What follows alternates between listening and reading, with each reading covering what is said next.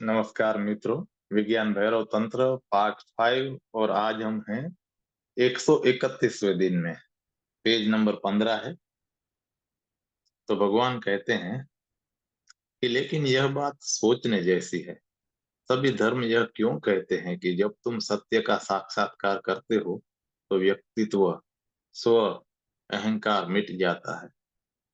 यदि सभी धर्म कहते हैं तो इसका अर्थ है कि यह स्व जरूर मिथ्या होगा, वरना तो वो मिट कैसे सकता है।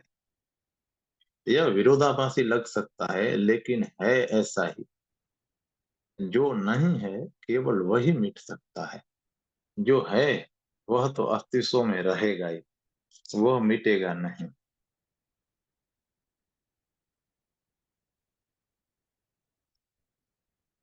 मस्तिष्क के कारण एक झूठी इकाई का हमें आभास होता है, व्यक्ति। यदि तुम हृदय में उतर जाओ तो झूठी इकाई खो जाती है। वह बुद्धि की रचना थी।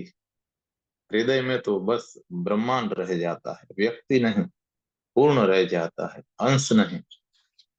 और स्मरण रहे, जब तुम नहीं हो तो तुम नरक निर्मित नहीं कर सकते। जब तुम नहीं हो तो तुम दुख में नहीं हो सकते। जब तुम नहीं हो तो कोई पीड़ा नहीं हो सकती। जब संताप, सब पीड़ाएं, सब तुम्हारे कारण है। छाया की भी ये छाया है। स्व एक झूठ है और उसे उस झूठे स्व के कारण बहुत सी झूठी छायाएं निर्मित हो गई है। वे तुम्हारा पीछा करती हैं। तुम उनके साथ लड़ते रहते हो, लेकिन कभी तुम जीत ना पाओगे, क्योंकि उनका आधार तो तुम ही में छिपा रहता है। स्वामी रामतीर्थ ने कहीं कहा है कि वह एक गरीब ग्रामीण के घर में ठहरे हुए थे। उस ग्रामीण का छोटा बच्चा झोपड़े के सामने खेल रहा और सूरज उग रहा था और बच्चे को अपनी छाया दिखाई दी। वह उसे पकड़ने की कोशिश करने लगा, लेकिन जितना वह बढ़ता, छाया उतनी ही आगे बढ़ती। बच्चा फिर रोने लगा। असफलता उसके हाथ लगी थी। उसने हर तरह से पकड़ने की कोशिश की, पर पकड़ना असंभव था।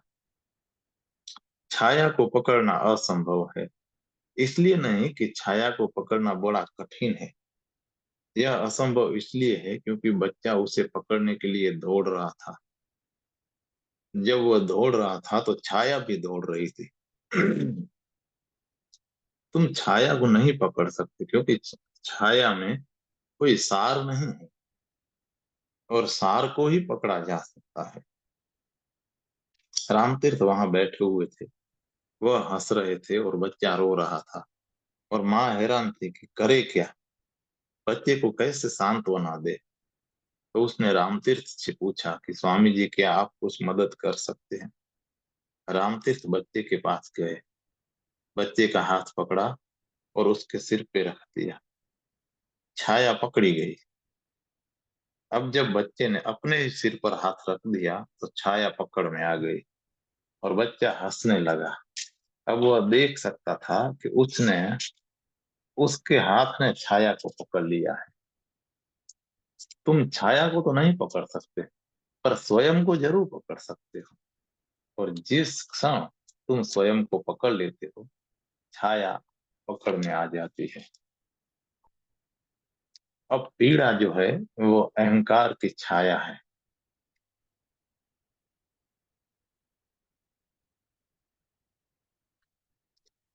हम सब उस बच्चे की तरह पीड़ा, संताप, विषाद के साथ लड़ रहे हैं और उन्हें मिटाने का प्रयास कर रहे हैं। हम इसमें कभी जीत नहीं सकते, यह कोई ताकत का प्रश्न नहीं है। सारा प्रयास ही व्यर्थ है, असंभव है। तुम्हें स्वयं को, अहंकार को पकड़ना चाहिए, और जैसे ही तुम इसे पकड़ लेते हो सारी पीड़ा मिट जाती है।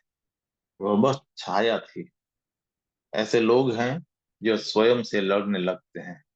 यह सिखाया गया है कि स्व को मिटा दो, अहंकार शून्य हो जाओ, और तुम आनंदित हो जाओगे। तो वे स्व से, अहंकार से लड़ने लगते हैं। लेकिन यदि तुम लड़ रहे हो तो इतना तो तुम मान ही रहे हो कि स्व है। तुम्हारी लड़ाई उसके लिए भोजन बन जाएगी, उसके लिए ऊर्जा का एक स्रोत बन जाएगी, तुम उसका पोषण करने लगोगे। यह विधि कहती है अहंकार के बारे में कि सोचो मत, बस बुद्धि से हृदय पर उतर आओ, एक गहरे तल पर उतर आओ, और सब कुछ बदल जाता है। क्योंकि अब तुम अलग दृष्टिकोण से देखने लगे हो। हृदय से कोई अहंकार नहीं पैदा होता, इसी कारण हम हृदय से भयभीत हो गए हैं। हम कभी उसे अपने आप नहीं चलने देते, उसमें सदा हस्तक्षेप करते रहते हैं, सदा मन को बीच में लाते हैं। हम हृदय को मन से नियंत्रित करने का प्रयास करते हैं, सदा, क्योंकि हम भयभीत हो गए हैं। यदि तुम हृदय की ओर गए तो स्वयं को खो दोगे, और यह खोना तो बिल्कुल मृत्यु जैसा है। इसलिए प्रेम कठिन लगता है, इसलिए प्रेम में पड़ने में भय लगता है, क्योंकि तुम स्वयं को खो देते हो। तुम नियंत्रण में नहीं रहते। कोई तुमसे बड़ी चीज तुम्हें अपने प्रभाव में पकड़ में ले लेती है और तुम्हें वशीभूत कर लेती है। फिर तुम्हें कुछ निश्चित नहीं रहता, और कुछ पता नहीं होता कि तुम कहाँ जा रहे हो। तो बुद्धि कहती है कि मूर्ख मत बनो, समझने से काम लो, पागल मत बनो। जब भी कोई प्रेम में होता है तो सब सोचते हैं कि वह पागल है, वह स्वयं ही समझता है कि वह पागल हो गया है, कि मैं अपने होश में नहीं हूँ। ऐसा क्यों होता है? क्योंकि अब कोई नियंत्रण नहीं रहा है। कुछ ऐसा हो रहा है जिससे वह नियंत्रित नहीं कर सकता, जिससे वह चला नहीं सकता, वश में नहीं कर सकता, बल्कि कुछ और उसे चला रहा है। एक बड़ी शक्ति ने उसे वश में कर लिया है, वह वशीभूत है। लेकिन जब तक तुम वशीभूत होने के लिए तैयार नहीं हो, तब तक तुम्हारे लिए कोई परमात्मा नहीं है। जब तक तुम वशीभूत होने के लिए राजी नहीं हो, तब तक तुम्हारे लिए कोई रहस्य, कोई आनंद, कोई अहोभाव नहीं। जो प्रेम से, प्रार्थना से, विराट से वशीभूत होने को राजी है, उसका मतलब है कि वह अहंकार की तरह मरने को राजी है। केवल वही जान सकता है कि वास्तव में जीवन क्या है, कि जीवन के पास देने के लिए क्या संपदा है। जो संभव है वह तत्क्षण साकार हो जाता है, लेकिन तुम्हें स्वयं को दांव पे लगाना होगा। यह विधि सुंदर है, यह तुम्हारे अहंकार के बारे में कुछ नहीं कहती है, यह उस संबंध में कुछ ही नहीं कहती। यह बस तुम्हें एक विधि देती है, और यदि तुम इस विधि का अनुसरण करो तो अहंकार समाप्त हो जाएगा। दूसरा सूत्र है कि अपने वर्तमान रूप का कोई भी अंग असीमित रूप से विस्तृत जानो। भगवान कहते हैं कि एक दूसरे द्वार से यह वही विधि है। मौलिक सार तो वही है कि सीमाओं को गिरा दो। मन सीमाएं खड़ी कर देता है। यदि तुम सोचो मत तो तुम असीम में गति करते जाते हो, या एक द्वार से दूसरे। तुम असीम के साथ प्रयोग कर सकते हो और मन के पार हो जाओगे। मन असीम के साथ, अपरिभाषित अनादि अनंत के साथ नहीं रह सकता है। इसलिए यदि तुम सीमा रहित के साथ कोई प्रयोग करो तो मन मिट जाएगा। यह विधि कहती है कि अपने वर्तमान रूप का कोई भी अंग असीमित रूप से विस्तृत जानो। कोई भी अंग। तुम बस अपनी आंखें बंद कर ले, तुम बस अपनी आंखें बंद कर ले सकते हो और सोच सकते हो कि तुम्हारा सिर असीम हो गया है। अब उसकी कोई सीमा न रही, वह बढ़ता चला जा रहा है और उसकी कोई सीमा न रही। तुम्हारा सिर पूरा ब्रह्मांड बन गया है। सीमा विहीन। यदि तुम इसकी कल्पना कर सको तो विचार अचानक रुक जाएंगे।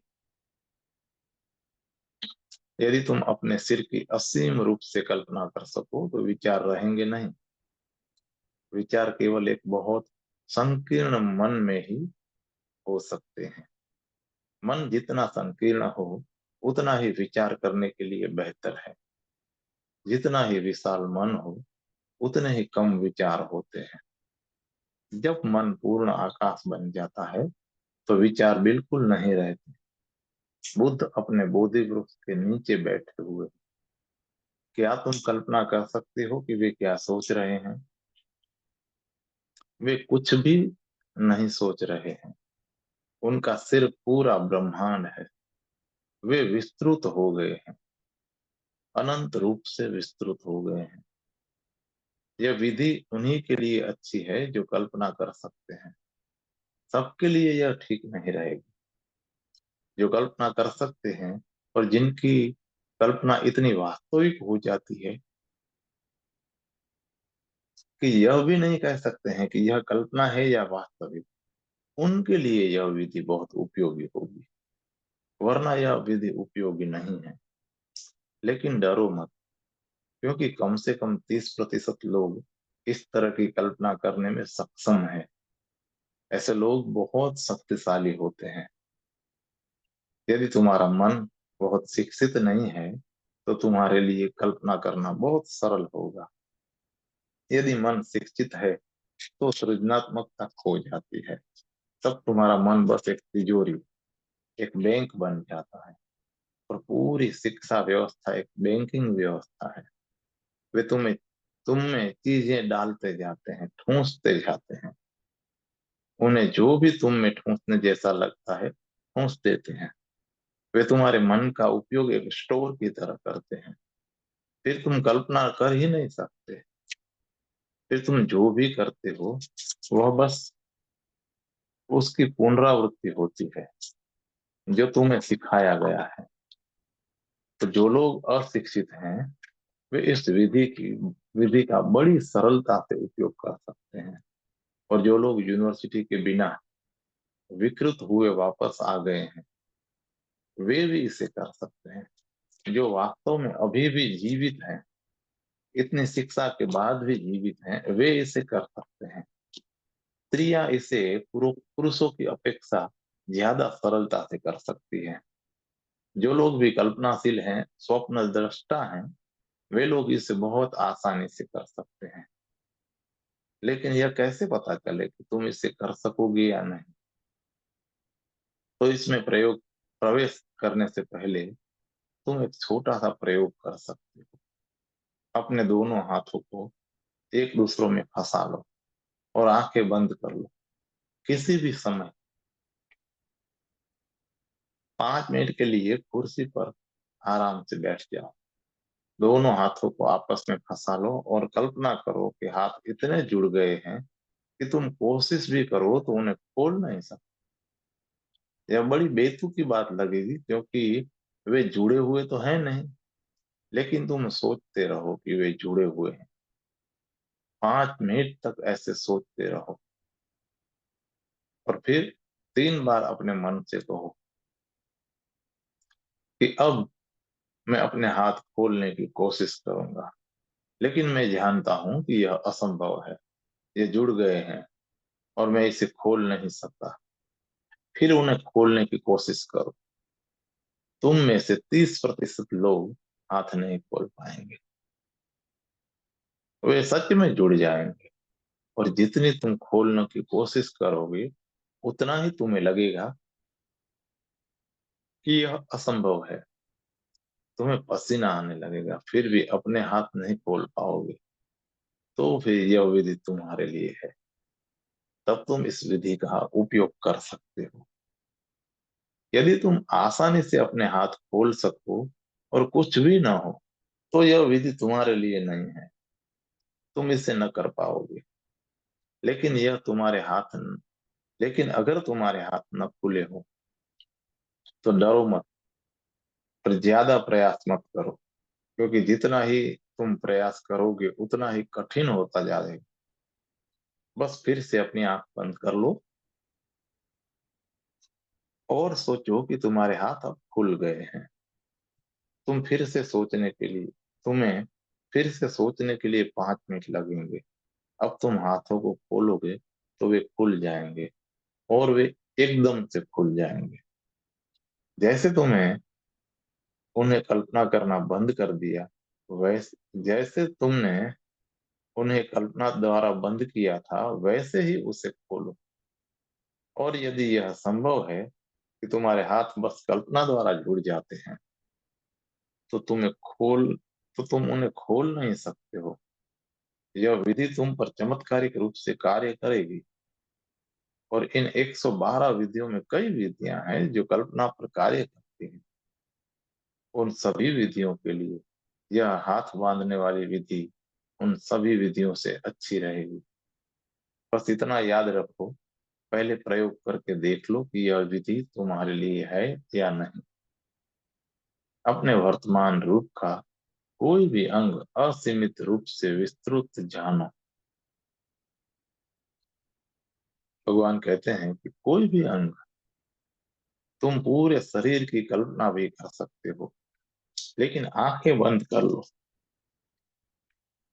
और कल्पना करो कि तुम्हारा पूरा शरीर फैल रहा है, फैल रहा है, फैल रहा है, और साफ सब सीमाएं खो गई हैं।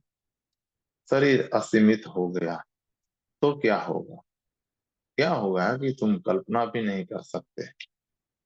यदि तुम इसकी कल्पना कर सको तो तुम ब्रह्मांड हो गए।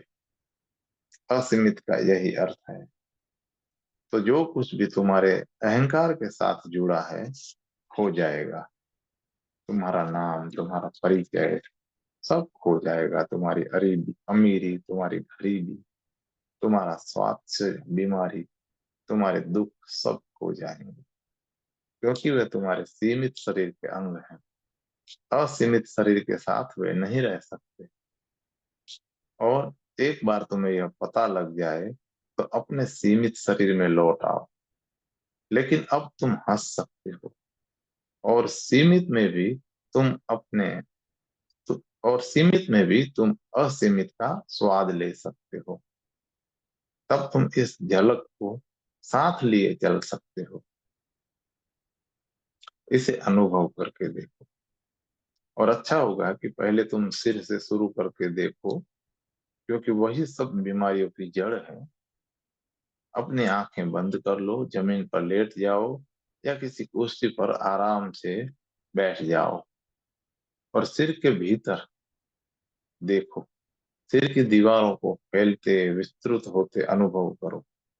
यदि गड़बड़ाहट हो तो तुम धीरे धीरे करो।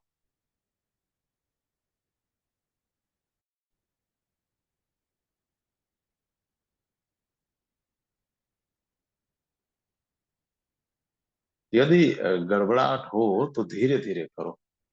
पहले सोचो कि तुम्हारा सिर पूरे कमरे में फैल गया है। तुम्हें सच में लगेगा कि तुम्हारा सिर दीवारों को छू रहा है। अगर तुम अपने हाथों को बांध सकते हो तो ऐसा स्पष्ट अनुभव होगा कि तुम्हें दीवारों की शीतलता महसूस होगी, जिन्हें तुम्हारी त्वचा छू रही है। तुम्हें दबाव महसूस होगा। बढ़ते जाओ। तुम्हारा सिर पार चला गया है। अब गर सिर के भीतर समा गया है। फिर पूरा शहर सिर के भीतर समा गया है। फैलते जाओ। 3 महीने के भीतर भीतर धीरे धीरे तुम ऐसी स्थिति पर पहुंच जाओगे कि जहां सूर्य तुम्हारे भीतर में उदित होगा, तुम्हारे भीतर ही चक्कर लगाएगा। तुम्हारा सिर अनंत हो गया। इससे तुम्हें इतनी स्वतंत्रता मिलेगी जितनी तुमने पहले कभी नहीं जानी। और सब दुख जो इस संकीर्ण मन से संबंधित हैं, वह समाप्त हो जाएंगे। ऐसी स्थिति में ही उपनिषद के ऋषियों ने कहा होगा कि अहम ब्रह्मास्मि, मैं ब्रह्म हूँ। ऐसे ही आनंद के क्षण में अनल हक की उद्घोषणा हुई होगी। मंसूर परम आनंद से चिल्लाया, अनल हक, अनल हक, मैं परमात्मा हूँ। मुसलमान उसे समझ नहीं पाए। असल में कोई भी परंपरावादी ऐसी चीजें नहीं समझ पाएगा। उन्होंने सोचा कि वह पागल हो गया है, लेकिन पागल था नहीं, वह तो परम स्वस्थ आदमी था। उन्होंने सोचा कि वह अहंकारी हो गया है, वह कहता है कि मैं परमात्मा हूँ। तो उन्होंने उसे मार डाला। जब उसे मारा जा रहा था तो उसके हाथ पांव काटे जा रहे थे। तब वो हंस रहा था और कहता था कि अनल हक, अहम ब्रह्मास्मि, मैं परमात्मा हूँ। किसी ने पूछा कि मंसूर तू हंस क्यों रहा है, तेरी तो हत्या हो रही है। वह बोला कि तुम मुझे नहीं मार सकते, मैं तो संपूर्ण हूँ। तुम बस एक हिस्से को मार सकते हो, संपूर्ण को तुम कैसे मार सकते हो? तुम उसके साथ कुछ भी करो, उससे कोई अंतर नहीं पड़ने वाला है। कहते हैं कि मंसूर ने कहा कि यदि तुम मुझे मारना चाहते थे तो तुम्हें कम से कम 10 साल पहले आना चाहिए था। तब मैं था, तब तुम मुझे मार सकते थे। लेकिन अब तुम मुझे नहीं मार सकते, क्योंकि अब मैं नहीं हूं। मैंने स्वयं ही उस अहंकार को मार दिया है जिसे तुम मार सकते हो। मंसूर कुछ उस तरह की सूफी विधियों का अभ्यास कर रहा था जिसमें व्यक्ति तब तक फैलता जाता है जब तक विस्तार इतना असीम न हो जाए कि व्यक्ति ही न रहे। फिर बस पूर्ण ही रहता है, व्यक्ति नहीं। इन पिछले दो दिनों के इन पिछले 2-3 दशक में पश्चिम में नशीली दवाएं बहुत प्रचलित हो गई हैं, और उनका आकर्षण विस्तार का ही आकर्षण है। क्योंकि उन दवाओं के असर में तुम्हारी संकीर्णता और सीमाएं खो जाती है। लेकिन यह बस एक रासायनिक परिवर्तन है, इससे कुछ आध्यात्मिक रूपांतरण नहीं हो पाता है। यह व्यवस्था पर लादी गई एक हिंसा है। तुम व्यवस्था को टूटने के लिए बाध्य कर सकते हो। इससे तुम्हें शायद एक झलक मिले कि तुम अब सीमित न रहे, कि तुम असीम हो, मुक्त हो। लेकिन यह रासायनिक दबाव के कारण हुआ है। एक बार वापस लौटे कि फिर से तुम संकीर्ण शरीर में पहुंच जाओगे, और अब शरीर पहले से भी ज्यादा संकीर्ण लगेगा। तुम फिर उसी कारागृह में कैद हो जाओगे, लेकिन अब कारागृह और असह्य होता जाएगा। इसलिए तुम उसके मालिक नहीं हो, तुम गुलाम हो जाओगे, तुम आदी हो जाओगे। अब तुम्हें उसकी और जरूरत पड़ेगी। यह विधि एक आध्यात्मिक मस्ती है। यदि तुम इसका अभ्यास करो तो एक आध्यात्मिक रूपांतरण होगा जो रासायनिक नहीं होगा, और जिसके तुम मालिक होगे। इसे कसौटी समझो। यदि तुम मालिक हो तो वह चीज आध्यात्मिक ही है। अगर तुम गुलाम हो तो सावधान, भले ही वह दिखाई पड़े कि आध्यात्मिक है, लेकिन हो नहीं सकती है। जो भी चीज तुम्हें आदी करने वाली, शक्तिशाली, गुलाम बनाने वाली हो, बंधन बन जाए, वह तुम्हें और गुलामी और परतंत्रता की ओर ले जा रही है। दिखाई वह चाहे कुछ भी पड़े। तो इसे कसौटी समझना कि तुम जो भी करो उससे तुम्हारी मालकियत बढ़नी चाहिए, तुम्हें और उसका मालिक बनना चाहिए।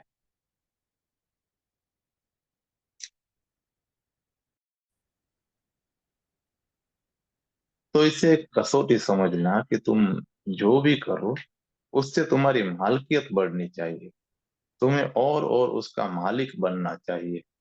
ऐसा कहा गया है, और मैं इसे बार बार दोहराता हूँ कि जब ध्यान तुम्हें वास्तव में घटित होगा तो तुम्हें उसे करने की जरूरत नहीं पड़ेगी। यह अभी भी तुम्हें करना पड़ता है, तो ध्यान अभी घटित हुआ ही नहीं, क्योंकि वह भी एक गुलामी बन गई। ध्यान को भी जाना चाहिए। एक ऐसा क्षण आना चाहिए जब तुम्हें कुछ भी करना न पड़े। तब तुम जैसे हो दिव्य हो, तुम जैसे हो आनंद हो, परमानंद हो। लेकिन यह विधि विस्तार के लिए, चेतना के विस्तार के लिए अच्छी है। लेकिन इसे करने से पहले हाथ बांधने वाला प्रयोग करो ताकि तुम अनुभव कर सको। यदि तुम्हारे हाथ बंध जाते हैं तो तुम्हारी कल्पना बहुत सृजनात्मक है, नपुंसक नहीं है। फिर तुम इस विधि से चमत्कार घटा सकते हो। आज इतना ही। इसके बाद चैप्टर नंबर 66 है, नाम है अंतस का आकाश और रहस्य। कुछ प्रश्नों के सार हैं। पहला है कि आप किसे रहस्य कहते हैं। दूसरा है, मैं अपने को सामान्य अनुभव करता हूँ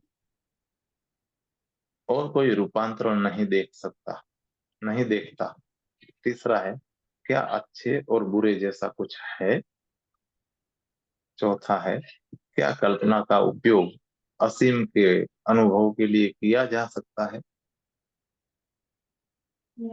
तो विस्तार से पहला प्रश्न है कि भगवान, कल रात को आपने कहा कि जब मन में कोई विचार नहीं आते तो मन शून्य आकाश बन जाता है और सब रहस्यों के द्वार खुल जाते हैं। मैं इस आंतरिक आकाश को स्पष्ट और गहरे अनुभव से कहता हूँ, पर इसमें कुछ ऐसा विशेष नहीं है जिसे मैं रहस्य कह सकूं। क्या आप बताएंगे कि रहस्य आप किसे कहते हैं और उसे कैसे अनुभव किया जाता है। भगवान कहते हैं, आंतरिक शून्य स्वयं में ही एक रहस्य है। न तुम उसे अनुभव कर सकते हो और न जान सकते हो। तुम वह हो सकते हो और वह तुम हो ही।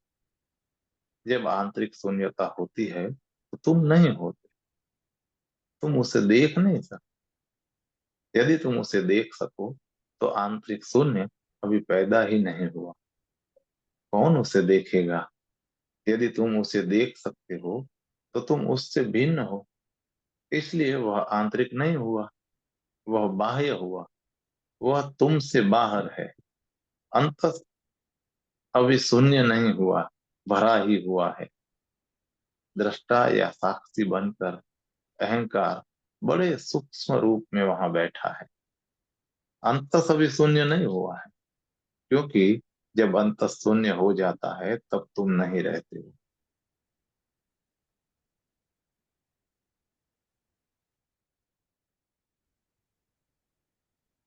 तो पहली बात तो स्मरण रखने की यह है कि तुम रहस्य के साक्षी नहीं हो सकते।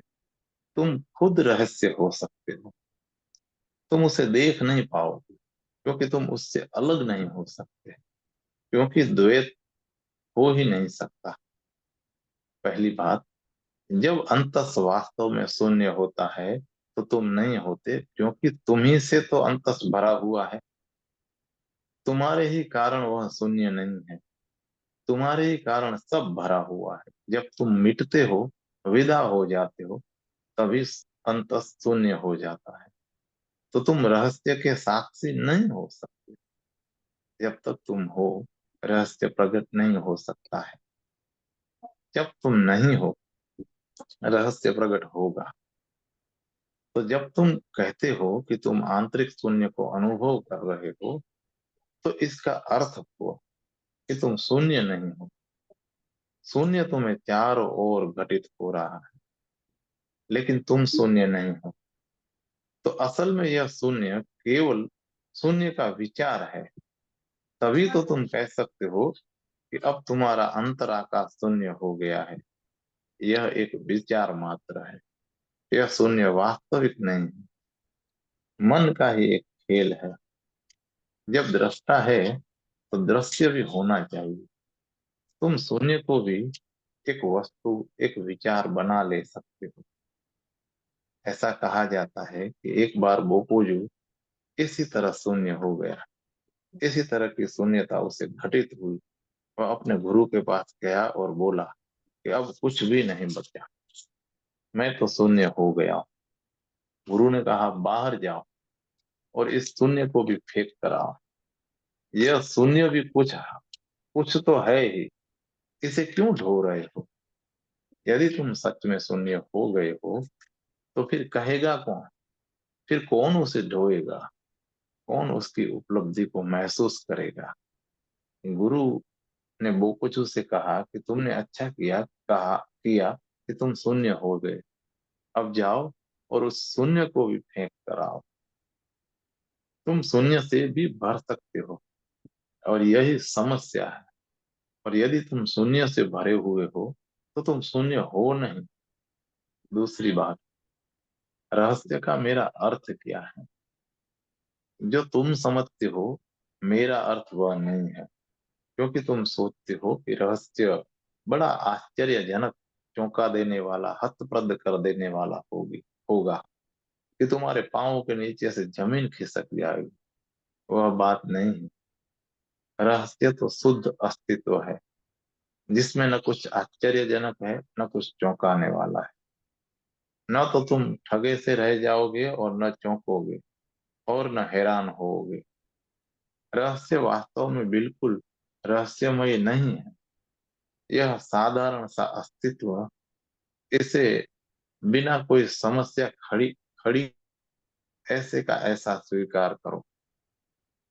जब तुम कोई समस्या खड़ी नहीं करते हो तो यह अस्तित्व एक रहस्य हो जाता है।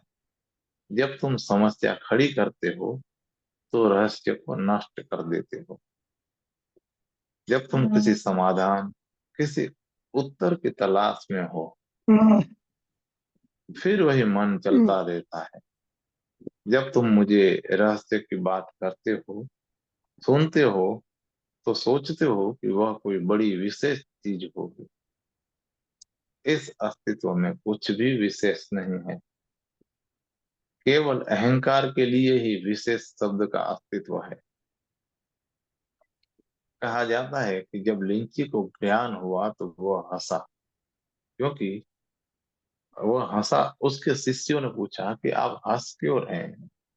उसने कहा कि मैं इसलिए हंस रहा हूं कि मैं इसे हजारों हजारों जन्म से खोज रहा था, और यह इतना साधारण है, कुछ भी विशेष नहीं है। एक दूसरे जैन गुरु गुरु डोजेन के बारे में कहा जाता है कि जब उसे ज्ञान हुआ तो उसके शिष्यों ने पूछा, बुद्धत्व के बाद सबसे पहले आपने क्या करना चाहा? कहते हैं कि डोजेन ने कहा कि मैंने एक कप चाय पीनी चाहिए। इतनी साधारण बात थी, लेकिन अहंकार को ये बातें आकर्षक नहीं लगती है। यदि मैं तुमसे कहूं कि बुद्धत्व इतनी साधारण घटना है कि उसके बाद तुम एक कप चाय पीना चाहोगे, तो तुम्हें लगेगा कि यह तो बिल्कुल बेकार है, क्यों इसे खोजना? फिर अहंकार शुरू हो जाता है। अहंकार को विशेष चीज की तलाश होती है, कुछ ऐसा जो बस अपवाद हो, जो साधारणतया न होता हो, कुछ ऐसा जो बस तुम्हें ही हुआ हो, जो और किसी को भी न हुआ हो। अहंकार को किसी विशेष, किसी असाधारण चीज की तलाश होती है। यह साधारण नहीं, सभी और घट रहा है। और यदि यह तुम्हें घटित नहीं हुआ है तो विशेष बात है, क्योंकि सत्य तो सदा मौजूद है। एक क्षण को भी वह अनुपस्थित नहीं होता। बुद्ध तो सदा घटित हो ही रहा है। यह तो अस्तित्व की धड़कन है। तुम बहरे और अंधे हो, इसमें कुछ विशेष नहीं है। जबकि बुद्ध होना, जागृत होना तो सबसे साधारण घटना है। जब मैं कहता हूँ साधारण, तो मेरा अर्थ इसे ऐसा होना चाहिए कि यदि यह असाधारण दिखाई पड़ता है तो वह तुम्हारे कारण, क्योंकि तुम इतनी बाधाएं खड़ी करते हो और फिर उन्हें पार करने की चेष्टा करते हो, और फिर तुम गौरवान्वित अनुभव करते हो। पहली बात कि कोई बाधा है ही नहीं, लेकिन तुम्हारे अहंकार को अच्छा नहीं लगेगा। तुम अंतरंग बिंदु पर पहुंचने के लिए लंबा मार्ग बनाओगे, और दूर, और उससे दूर कभी तुम गए भी नहीं थे। तो किसी रहस्यमय चीज की खोज मत करो, बस साधारण और निर्दोष रहो, फिर सारा अस्तित्व तुम्हारे लिए खुल जाएगा। तुम पागल नहीं हो जाओगे। तुम तो बस इस बात की व्यर्थता पर मुस्कुरा दोगे कि जो इतने पास था उसे ही तुम चूक रहे थे, और बीच में कोई बाधा भी ना रही। एक तरह से यह तुम में ही था। यह चमत्कार ही था कि तुम उसे चूकते रहे।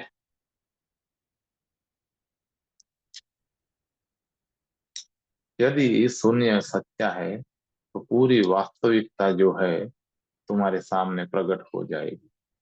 ऐसा नहीं है कि अभी वह ढकी है, वह तो अभी ही प्रकट है। वह तो अभी भी प्रकट है। तुम बंद हो, तुम्हारा मन भरा हुआ है। इसलिए जब तुम्हारा मन शून्य हो जाता है, खाली हो जाता है, तब तुम सत्य के प्रति खुले हो जाते हो और मिलन हो जाता है। और तब सब कुछ अपनी पूर्ण साधारणता में सुंदर हो जाता है। इसलिए कहा जाता है कि जो जानता है वह बिल्कुल साधारण हो जाता है। वह सत्य के साथ एक हो जाता है। विशेष की कामना करना अहंकार का मार्ग है, और अहंकार के सब मार्ग तुम्हारे और सत्य के बीच दूरी पैदा करते हैं। शून्य हो जाओ और तुम्हें सब कुछ उपलब्ध हो जाएगा।